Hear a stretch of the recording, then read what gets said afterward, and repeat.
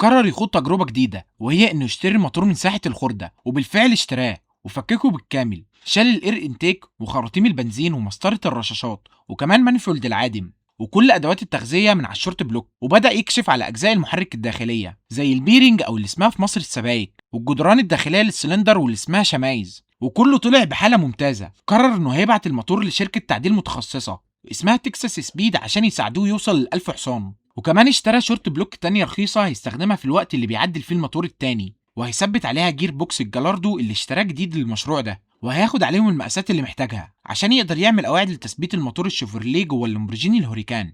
الغريب انه ما خدش مقاسات حوض الهوريكان قبل ما يبدا المشروع، فما عندوش فكره الحوض هياخد الموتور بالفتيس الجلاردو ولا هيضطر يقطع في الفاير وول عشان يوسع المساحه. طبعا امله الوحيد دلوقتي انه ما يكونش مضطر يقطع الفاير وول عشان يرجع الموتور لورا، لانه حتى لو رجعه شويه هيدخل في مشكله اكبر، وهي تانك البنزين اللي وراه على طول، واللي كان خايف منه حصل. من بعد الجير بوكس بتاع الجلاردو المسافه اطول بكتير، والسبب ان فتيس الجلاردو نفسه اطول بكتير من الهوريكان، وده خلاه يقطع الجزء الخلفي من الفريم. وبعدها بدأ يجهز قواعد الموتور والجير بوكس، استخدم جزء من المساعدين اللي قدام عنده عشان يقدر يعملهم، وبيكون جزء مطاط عشان يمتص الاهتزازات اللي هتخرج من المحرك والجير بوكس. وبعدها بدأ يثبت كل قاعدة من الاربع قواعد في مكانها. كل قاعدة كان ليها شغل مختلف عن التانية، لان المقاسات مختلفة كتير عن المقاسات الاصلية. خلصهم ولحمهم لحام نظيف جدا، واخيرا الموتور اتثبت في مكانه. بعد ما ثبتوا الموتور والفتيس في مكانهم تثبيت مبدئي، كان واضح ان دي مجرد بدايه، والقعده اللي عملوها كانت نص الشغل، والمهمه دلوقتي كان انهم يبنوا النص التاني ويعملوا تقويات تخلي الشاسيه مستعد يستقبل قوه ال100 حصان اللي بيجهزوا ليها الوحش ده.